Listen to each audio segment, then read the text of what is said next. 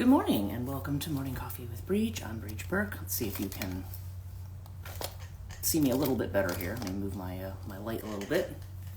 Yeah, as you can see, it's quite dark. And hello, Alex. Funny now, we were talking about Fringe the other day, and I'm like, it's now reached that point where it's like popping up at different levels. Good morning, and it's what is today? The 16th of December, 2024. And I got up early and I did meditate today, but I am slightly disorganized today, trying to get my stuff together. And I made a last minute decision to pull my yogic path cards for today, just to see what kind of a message we get from that. It's a rather gloomy day, but it did say the rain's going to let up later, which is good because I'm going out with Jenny tomorrow at lunchtime.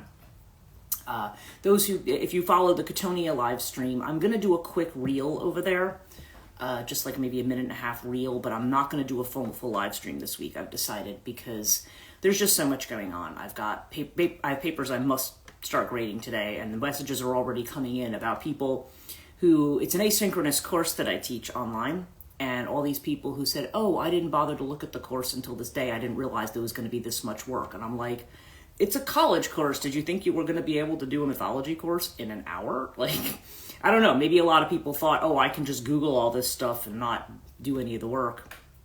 And then they're realizing that there's a lot more to it than that if they actually want to pass. So anyway, I deal with this every year, and I've just kind of vowed, like, I need to stop just getting frustrated about it. It's not my responsibility. If they don't do the work, then, I give them every opportunity to put things in. And good morning, Melissa. It's good to see you. I'm just talking about students and papers and stuff, because exams are due on the 18th for both of them. They actually have a week to do the exam. The exam opens on the 11th. So if somebody said, oh, I missed the final, I said, no, you didn't. You had 3 more days to do the final. They're not, but they're trying to rush through everything. So, so we'll just see what kinds of papers, kind of non-papers that were written like at, 5 a.m. with, I don't know, people don't drink Jolt Cola anymore, do they? Whatever the energy drinks are that they do now, trying to finish things up. But again, only so much you can do if they're not involved with what they signed up for. Oh, well. Well, exactly, yeah. I can't, it's the old you can lead a horse to water thing. And what just annoys me, what class is it? It's the mythology class, I think. I don't know if it's mythology or religion, because I teach both. I teach understanding religion, and I teach, classical mythology. Those are the 2 things I'm teaching this term, and those are the 2 things I'm teaching next term also. If I was willing to go in person, like if I was willing to drive to Montclair, I would probably get a better variety of courses. But I'm not. So those are the ones. They just tend to give me the gen ed ones. And we did get an email from the department director of the classics department, or humanities and classics, and she's just like, yeah, make sure you're promoting these classes. The university, I do know that the religion major, they decided that they were going to, this is the last semester they're going to allow anybody to major in religion, that they can only take it as a minor. Those are the cool classes. I would enjoy them, is what you're saying. They are enjoyable classes, and I think they're highly meaningful classes, regardless of whether, good morning, Suda, regardless of whether somebody's a religious person or regards themselves as spiritual or not. Even if my students who have no interest in spirituality tell me that they get a lot out of these classes.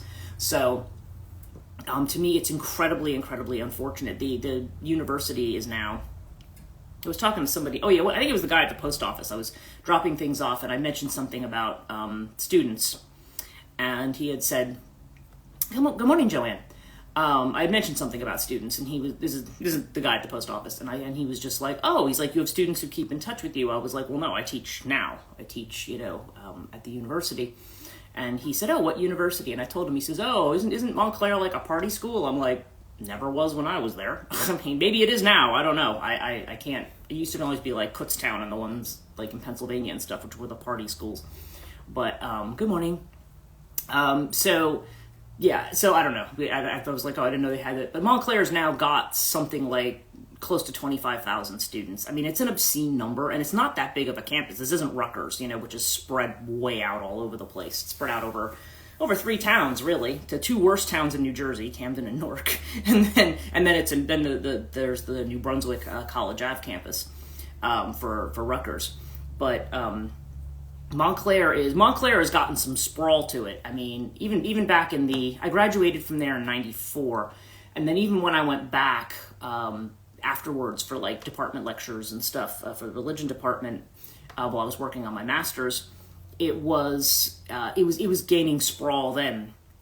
It's like Plymouth State, same thing. Yeah, a lot of them are expanding, and a lot of them, I know that in order to have like university status, a lot of them had to add buildings. Like there's a certain amount of buildings you have to have, certain programs you have to have, and something that may have started out as a state school, or maybe what they used to call it a normal school, which was like where they train teachers and things.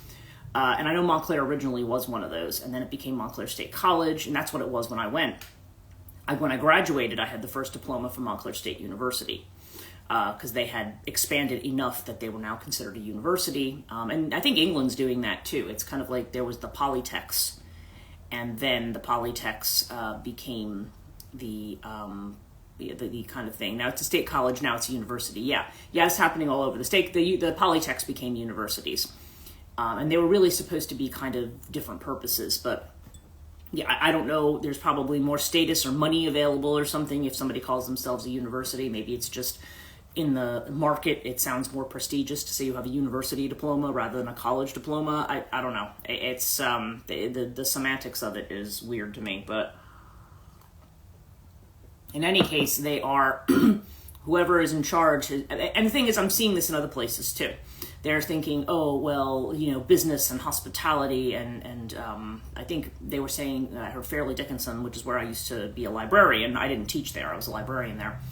I was a department head there. I had now they're moving all to public and allied health, and that's going to be their focus. And all the other stuff is going away. I mean, I think the humanities was the language, literature, writing, and philosophy department. And I am like, you are kidding me, right? I mean, literally, it's like, let's just lump everything, all those things inconvenient things we have to have for gen ed. Joanne says it grouped with Keene State and UNH. Yeah, I'm not surprised. That's what a lot of them are doing. And some of that, too, is just a lack of federal funding. Okay, that's one of the reasons. And then COVID hit a lot of people very, very badly. A lot of universities lost a lot of money with COVID. So I don't know. I know it's the problem when a nation is not invested in education for people, and when education is not a priority, higher ed's not a priority, and when higher ed becomes business. Alex says, University of Michigan is facing some public scrutiny for taking over the city of Ann Arbor. Lots of historic buildings being torn down for bleak apartments, etc. Yeah, that's interesting. I know in New Jersey, you're not allowed to do that. Like if something is registered or considered to be a historic building, and I don't know, maybe in Michigan, maybe they haven't been registered as historic buildings, but people know that they are. But if they're on the registry, you are literally not allowed to touch them. Same with farms. They did it. They passed a law regarding farmland out here. So you will see signs as you drive through that say preserved farmland. So developers can't come in and put like a block of condos on it or whatever. It's not, you can't do it. So that's unfortunate that they're doing that. Because, I mean, I haven't been to Ann Arbor, but yeah, I've heard that it's kind of like a very nice historic kind of city. I think they actually have a library school at that version of that's probably why I've heard about it, because they were a pretty big library school at one time. For the MLIS degree. So I don't know. It's in any case, I feel like higher ed is one of those things. Maybe in this Pluto and Aquarius age, at least in its current form, I think it's going to go away. Because it's a tremendous amount of money that's being spent. We either have to like tear it all down and go back to what it was, which was something, where a system where not everybody has to go to college or university. I would actually like to see us return to that system, even as somebody who benefits from students coming and having to take their gen eds and stuff. Financially, being I teach, and these are the students that I have. This is the pool of students that I have. I feel like there's a lot of people who are there who just, they don't belong, I mean, if they're really interested in getting a degree, I think they should be able to. I think anybody who really wants to go and wants to learn And Joanne says, yes, definitely here too. What they did though is buy up all the houses and rent them as 3-bedroom apartments rent them for $1,500 per person. Yeah, and they're doing that. Oh yeah, and the apartments where we are obscene. I think somebody was telling me now their rent is $2,300 a month, and this is in New Jersey. Okay, and we're not even talking.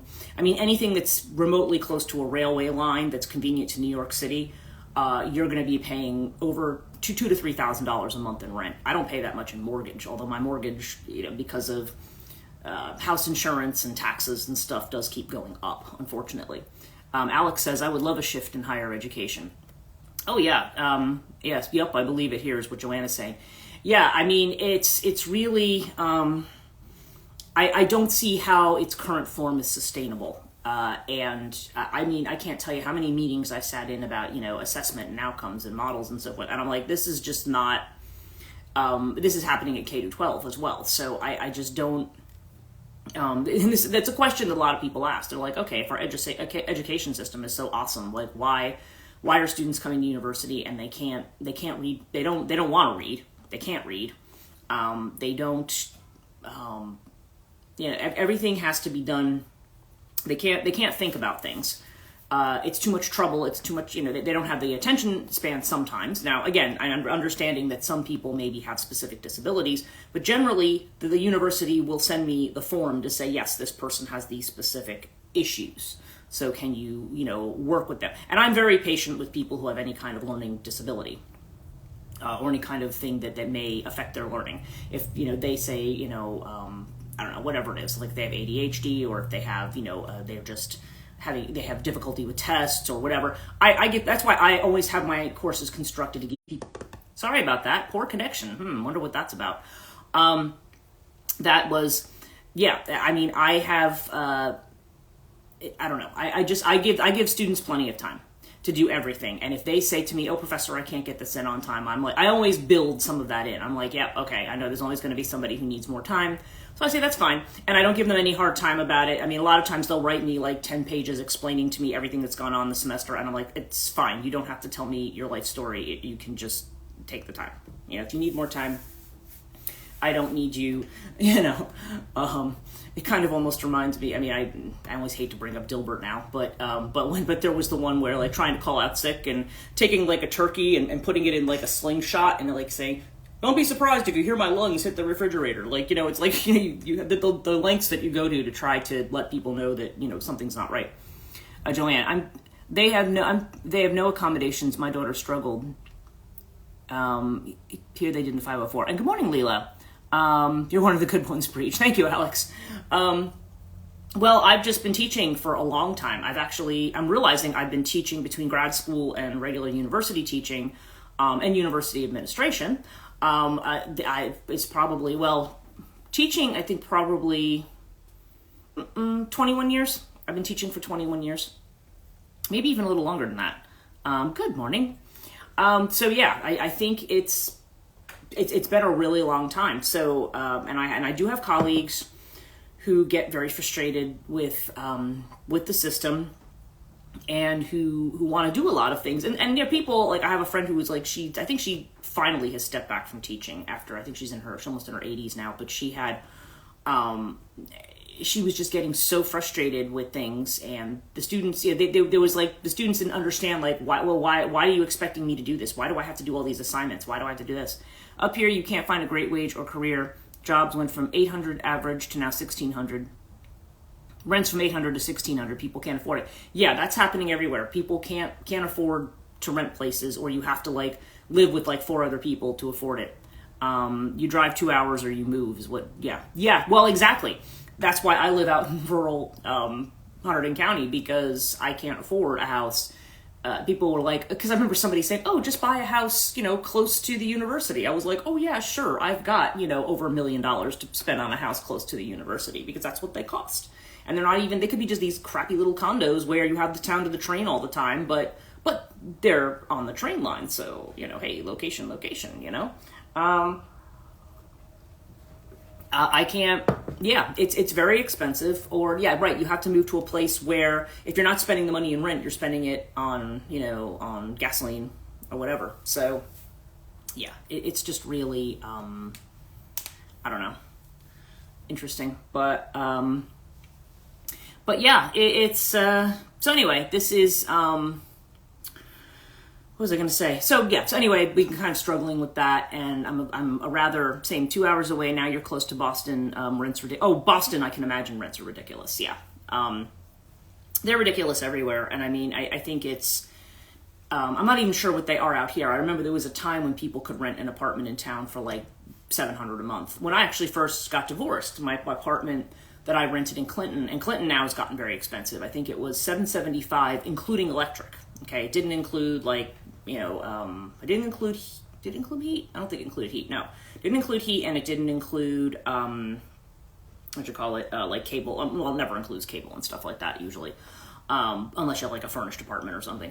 But no, it was $775, including electric. So, it was, that was in my price range at the time. I had to be under $1,000 a month on the salary that I had at that time, to be able to make it, by myself. So it was, and you could find that then.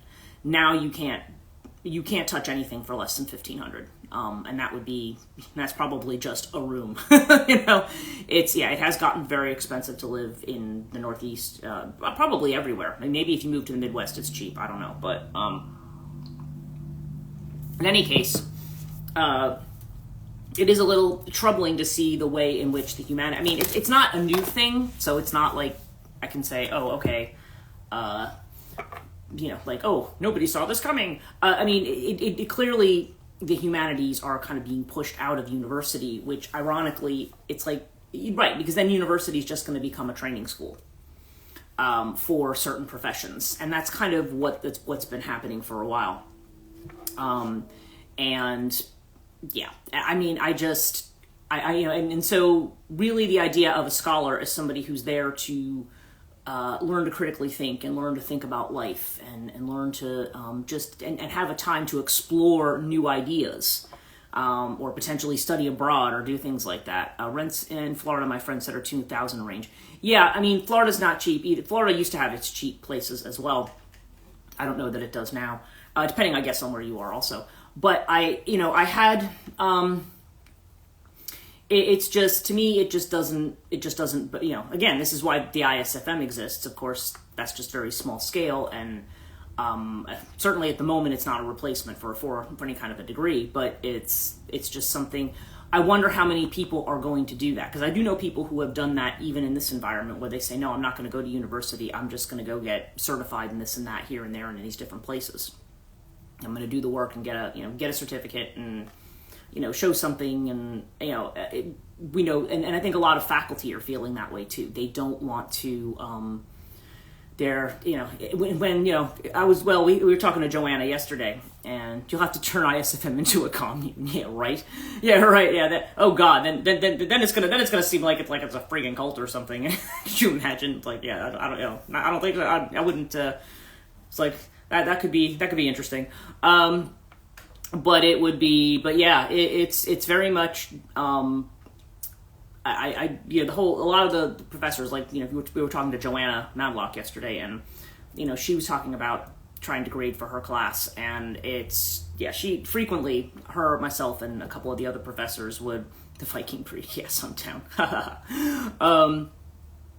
We were spending a lot of time, we spend a lot of time kind of feeling soul crushed by what we see actually in the universities, and we used to have almost like a little support group to vent about it, Suda says, yes, tech certs could suffice to your point, but important life lessons are in the humanities. Exactly. Well, that's the thing. And the problem is when everything has to be taught to a function or a purpose, like we've gone to John Stuart Mill's utilitarianism or whatever, or everything is just about how profitable, really that's what it is. How profitable, because people will say, oh, you can't do anything with an English degree, so it's a waste of money, for example. So, so these departments, people say, well, we don't see the value in them anymore. AI can write something instead, right? Like, this is the kind of thing that there needs to be a pushback against, because humanities are really, they have the word human in them, right? Tech sucked the life out of me. Lots of money and no life, is what Joanne's saying. Yeah, it's, well, yeah, I mean, I enjoyed the work I did in tech for a lot of years, but then at some point I didn't enjoy it anymore. And I was like, and then when I started having the driving issue, I was like, all right, well, we're done with this. I'm finished with that. So, yeah, I mean, and it's interesting because like I did finish the Aries through Virgo readings. I just have to upload them this morning. Yeah, if you join late, I'm not going to do the Katonia live stream today, but I am going to do like a short reel, like with some updates, and then I'm going to probably put it off for the week because I just need to catch up with grading and other stuff, and I'm also seeing a lot of people this week for the holiday, so that's kind of my focus this week. I was really good at it, but I hated it, is what Joanna's saying. Yeah, well, same here. I mean, I just got to a point where I no longer cared what happened. I'm in a double humanities major in tech. I appreciate the context. Yeah, Suda's saying, right. So you have the humanities background, and it's interesting too, because there's a lot of people. I think it's interesting how many people. Melissa says, I love your readings. I share them with my friends. Thank you, Melissa. Yeah, well, yeah, Aries through Virgo, one of the things I keep seeing is that people need to be focused on the heart space. And I've said this to you guys, the industry needs balance, is what Suda's saying. Yeah, it's, everything is saying people need to be heart focused. And I think this is saying, again, like, don't give your humanity away because it's more convenient to let a machine do it, you know? Or it's going to somehow be just as good, or it's going to be better, or it's going to be perfect. That's something that seems to can't do it in a major airline is trying to. Then when it is a major airline trying to move, yeah, it's well, I mean, again, depending on the kind of profession, can't even talk today, that you're in. Yeah, I mean, obviously the things, but you can be in a profession like that and have heart. I mean, if it's something that you really feel passionately dedicated to, towards doing something and making it right, then your heart can be there. And I, but again, for a lot of us, this is stuff that we're doing. And then when you have, depending on what your management is, if you have good supportive management that is supporting you as a person and a human being, in addition to helping you get your job done, when I used to be a manager, my feeling was always that, I wanted to see my employees take whatever opportunities were available to them. I wanted them, so if they had opportunities, say, to take classes or to get a degree if they didn't have one, or, just do extra things. If they said to me, oh, I really would like to do this extra thing in addition, I was always for it, because my feeling is, yeah, like anything you can do, because the university itself is not going to give any money, like, to the library, which is where we worked. So yes, we can try to work on these projects, but my only thing was like, okay, they weren't given great salaries, and I always wanted there to be something like, okay, this should at least be an opportunity for you to expand your horizons a little bit in some way under the banner of work, because our work is only going to go so far, unfortunately. That's just the reality. So a lot of people would come for that, but then they would springboard into other opportunities, which was fine. I mean, I remember even the provost saying, well, even if we can get some good people for a short period of time, it's worth it. But it's really, I don't know. But yeah, when that human factor comes out, when it's all about the bottom line, making money, and who cares about you, and who cares about your life, and who cares about your well-being, that's where a lot of people run into the problem. They may not necessarily even hate the work itself, but that medical billing is the most soulless work I've ever done, is what Alex is saying. Yeah, well, it is. And again, the thing is, when you have work like that, it can be the kind of thing, like, if you know what you're doing and you're in a rhythm, it can almost be meditative. But a lot of times it's just about the environment and the expectation and, the quantities of things that people want produced and so forth. I don't know. It can be, and if it's not where your heart is, then it's, it's just like, God, I gotta get together and do this today, and everybody's kind of being pushed towards the heart space. Whatever else may be going on, wherever your nodes may be. And by the way, I'm going to put the class stuff together today. I'm going to schedule some dates, and I will email people, as well as post it here. But, and also I'm just really quickly, sorry, I'm kind of going in a lot of different directions right now. If you're looking to buy my books, contact me, or or go check out my Katonia podcast page for the links to buy whatever it is that you want, because I will, because I know that I still have some left, but and I am trying to get rid of them at this point. I don't need a lot of extra stuff around, so if it is something you wanted to do check out the Katonia fiction, which is still, like I said, still private. You keep forgetting is what Joanna's saying. So definitely check it out, because I'm kind of still keeping it at that for the rest of the month, like $5 for the book and $5 for shipping. So, and if you want multiple books, like I did this with Alex. I mean, she picked up like 3, I think, and I was able to do it for cheaper, like $5 per book plus maybe just $5 shipping, because I was able to fit them all in one package. So it was so I can do that too. But then you would just have to message me privately about what you want. So I wanted to flip a couple Yogic Path cards, and the 2 cards that got flipped today is Tamas and Sattva are the 2 cards. So, or is it Oh no, it's Yamas, I think. Am I reading that right? Yeah, I can't see. So let's see what this says. What the messages are for these 2. Okay. So upright. This has to do, your kindness, compassion, and generosity beam to all around you. The ahimsa, compassion you display to all living things, does not go unnoticed. Only honesty flows from your lips. You speak words steeped in truth. Satya. You display honor in your asetya, non-stealing, because of your deep sense of brahmacharya, or control. You focus on what truly matters and have let go of excess belongings, practicing aparigraha, or non-possessiveness.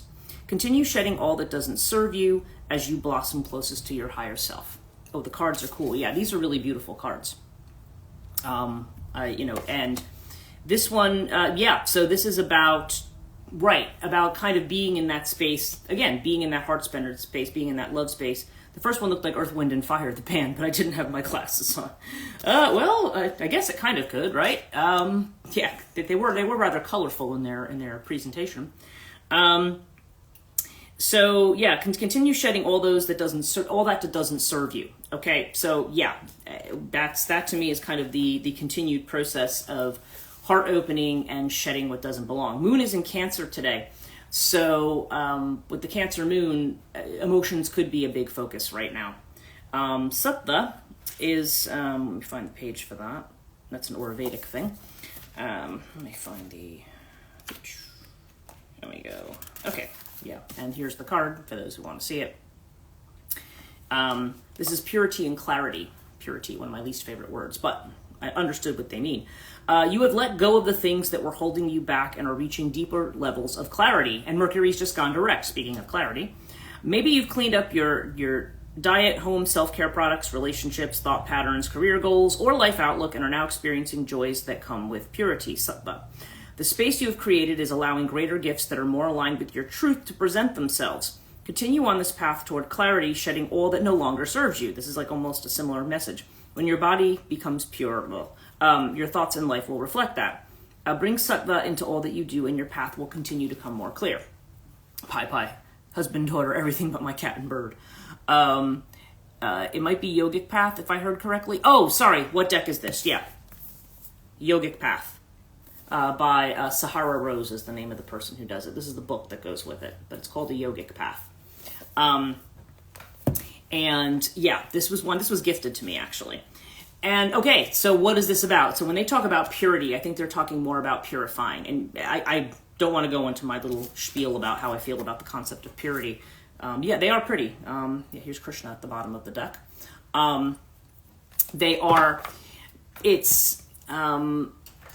It's very much a, what do I want to say? It's really a,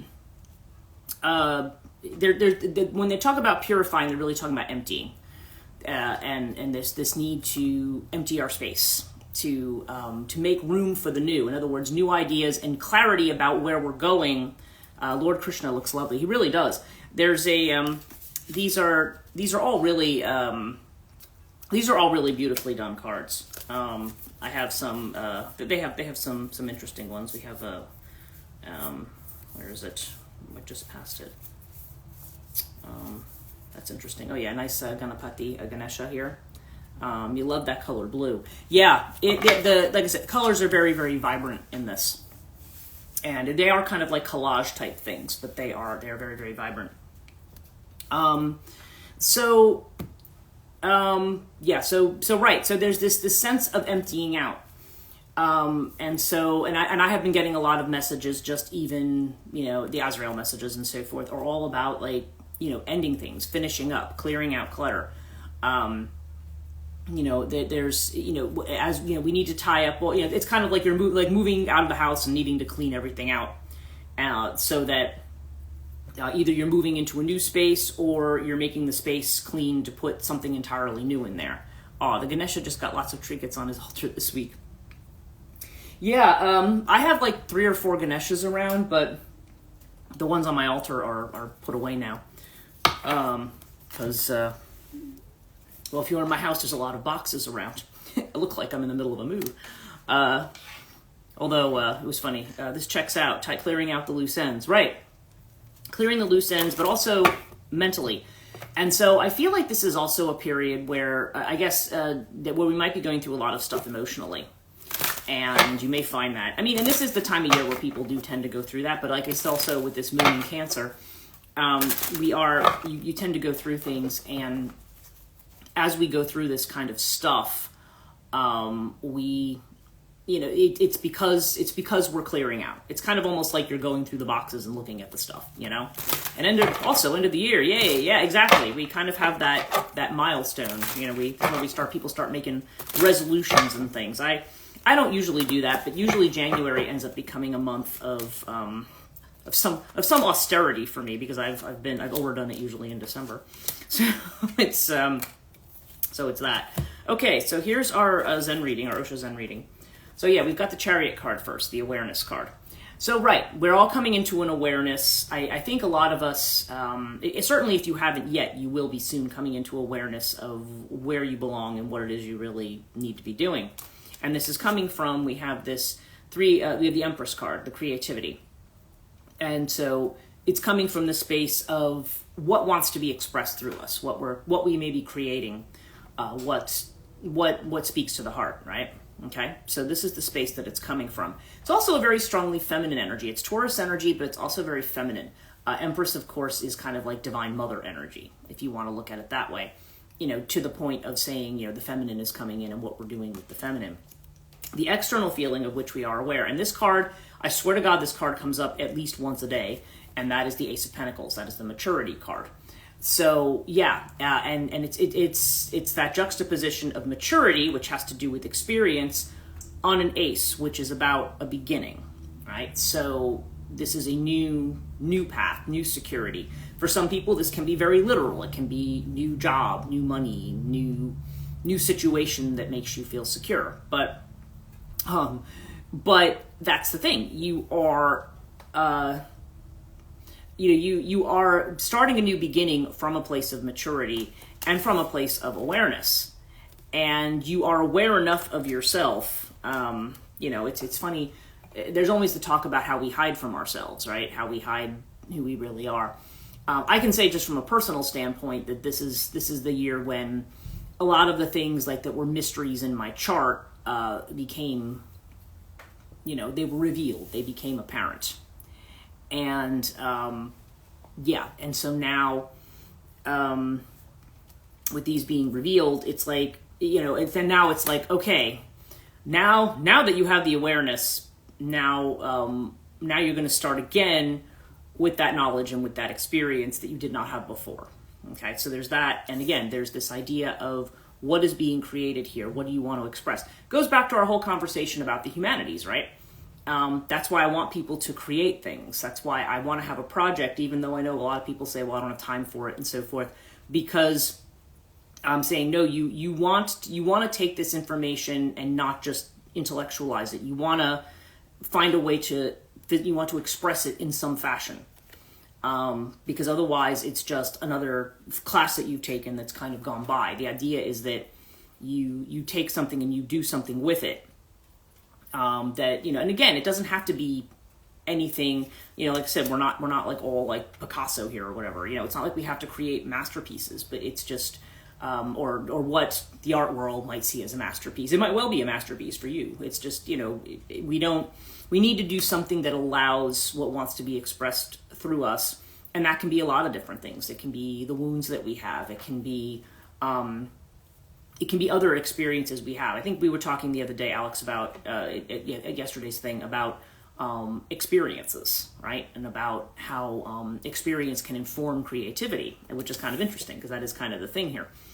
And the different forms that can take. So we express things and try to try to make sense of the world in a way other than just having all this crap running around in our mind all the time. It's like, create something with it, start to birth something, because you may start with one thing and then later on, it's like a chain event. It can prompt other things.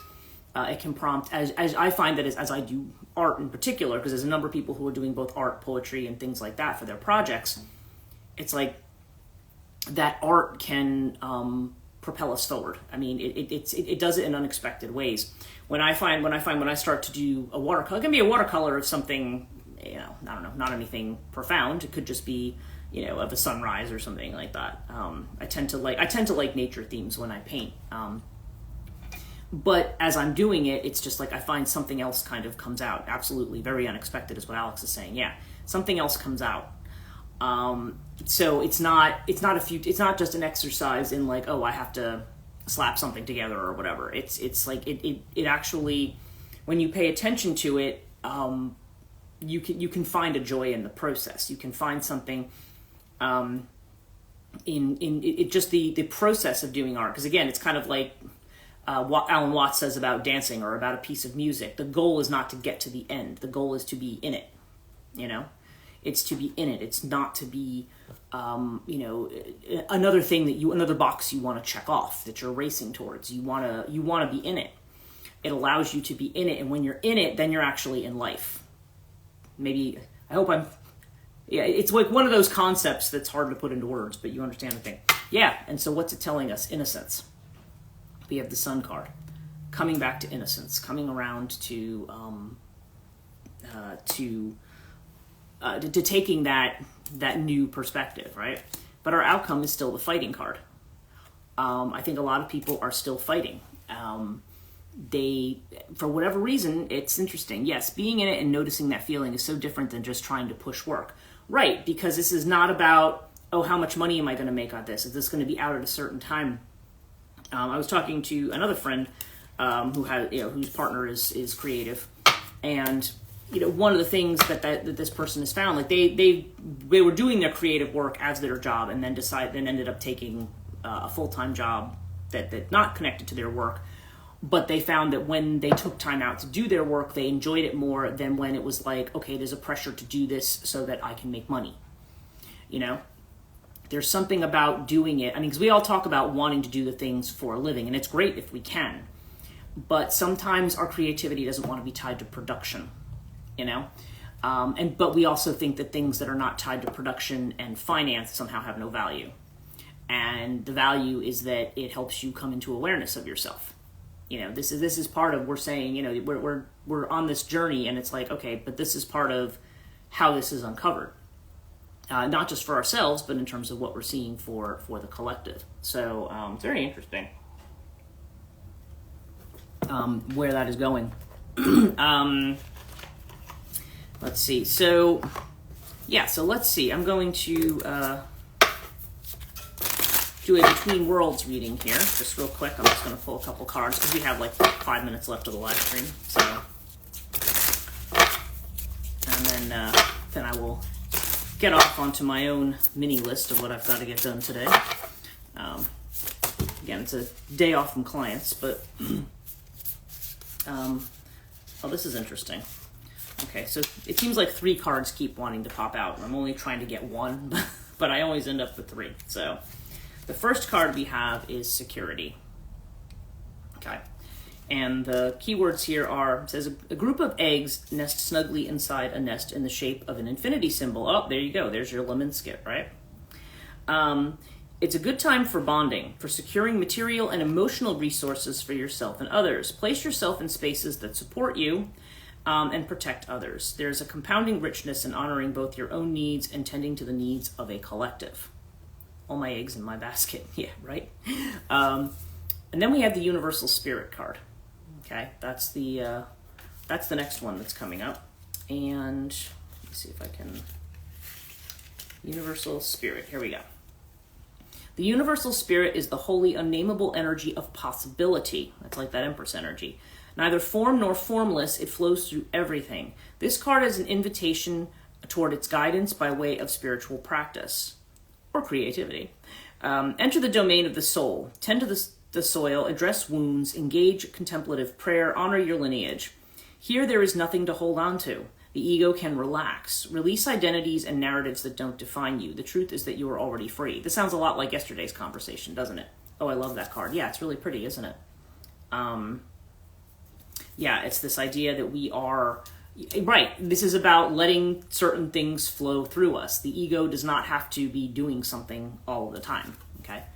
And then we have the card of withdrawal, which I think, I think this is a very sensible card for winter. That is something that we will be, that we experience. Yeah, and the message on that one is, a lone bird carves out some necessary space for itself. After a substantial effort, a moment of retreat. This isn't forever, but there are questions to answer that need some distance and a redrawing of boundaries. Treat this time as sacred. Pay close attention to the quality of your thoughts. What arises in the silence? Yeah, this one is gorgeous. This is actually a really pretty deck. This is Between the Worlds. That's the name of this deck. There's ads for it all over Instagram, so it is around. But take time, pay quality of your thoughts. What arises in the silence, right? And I'm seeing a lot about silence and solitude as well, which I know...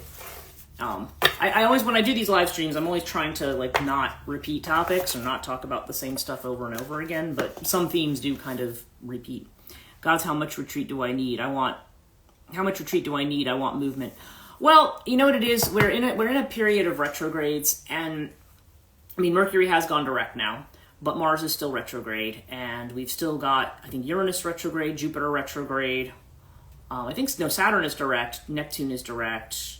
I think Pluto's direct too. So we have a lot of direct motion. We'll have full direct motion by April next year, I think they were saying, at least in a planetary sense. But nonetheless, we are moving into the winter solstice season, and the winter solstice season, winter is when we're going to hibernate. I have a feeling that if you live in the Northeast, where many of us do here, I'm seeing things. Next week, by the way, if you're in New Jersey, I'm seeing a low of 11 for next Monday and Tuesday. I am like, what the actual? And this is 11 degrees Fahrenheit, not centigrade. It's like, what? Why is this so? Usually, this is like February cold. We're having it in December. Decembers have kind of historically been a little bit on the warmer side. We are way, way below average. Yeah, Mars will be in shadow by May 2nd, 2025. Yeah, or are you saying February 5th? I can't remember. I think it's, depending on how you're doing the date there. It's, because I felt like it was more, it might have been a February date, but I could be, but it could be later. And Suda said, woke up to sleet and freezing rain. Yeah, now it's finally stopped, like I said, which is good. It is warming up. Today it's going to warm up a little bit, and tomorrow it's going to warm up. But next week they're talking about a high of 24, and I'm like, that's just nuts for this time of year. Put the gas bill up next year. It's going to be great. But it's, but there's a, and also it seems like I have a feeling this is going to be a very snowy winter too. 22 here where you are. Yeah. Oh, okay. Yeah. You're farther north too. Yes. You're correct. February is the direct date. The shadow is a long one, but we'll be moving forward. Okay. Right. Exactly. Well, yeah. And it's kind of I think Mercury's shadow is over on the 3rd of January. So Mars will be in shadow by then. So yeah. So we're going to start seeing that forward movement. And I feel like it's I think April 13th was the date that I saw for things kind of everything being in a direct motion. But we're going to have lots of other joys about for 2025. But, you just, I have a 5 for next Monday. Okay. Okay, I'm not sure what that means, or if there was like a spell check thing there that, like, or autocorrect thing, I should say, that happened. All in good time.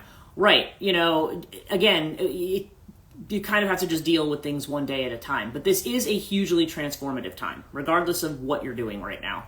This is hugely transformative. -5 degrees. Oh, okay, gotcha. Okay. Yeah, oh yay, for next Monday. Oh, -5 for next Monday. Now I got it. Okay, it was said fir, like it was like a tree. You read it right. Yeah. Oh God. Yeah. That I can't even. I'm like, I have new windows in the house and everything, and but I usually end up putting blankets and stuff over the doors because this is an old drafty house, and so I have little pinholes above the things where I tack everything up because it just gets brutally cold around here, and even though I have a brand new boiler that can keep up, well, reasonably new boiler that has at least up to this point kept up. It's just I don't know. It's just the weather is very, very strange, and they are talking about it being very snowy in the Northeast as well, which we also have not had. We have not had snowy winters in a very long time. I wouldn't necessarily mind it. All my plans are to do everything remotely, especially after this month. So at least up until spring, I'm going to be probably doing just about everything that way because I just think the weather's going to be too unreliable. So I'm like, I'm trying to see people now and so forth because I'm like, okay, we maybe, and maybe that's why I need to start throwing things out now because it's going to get to a point where maybe, there's not going to be a whole lot of movement or not being able to. Yeah, it's been a few seasons. Yeah, right. It's been a few seasons where we've had very little snow. And even like last year, I don't think there was any big snowstorms. Then you can visit me. Yeah, there you go. Right. Yeah, once we get past all of that. Although probably in New Hampshire it takes longer. I feel like in New England, it's it's maybe closer to May when things are feel more like spring. Like it may take a little bit longer, but you never know. It all depends. Anyway, thank you guys for joining me today. We're 5 minutes past time, or 4 or 5 minutes, whatever. I will be on tomorrow morning. I will just do a brief Catonia update today if you're following me on the other channel. And and I will be sending out some announcements about classes and stuff today. I plan to do that today along with grading. So I hope you all have a wonderful start to your week. And I will see all of you tomorrow. So take care.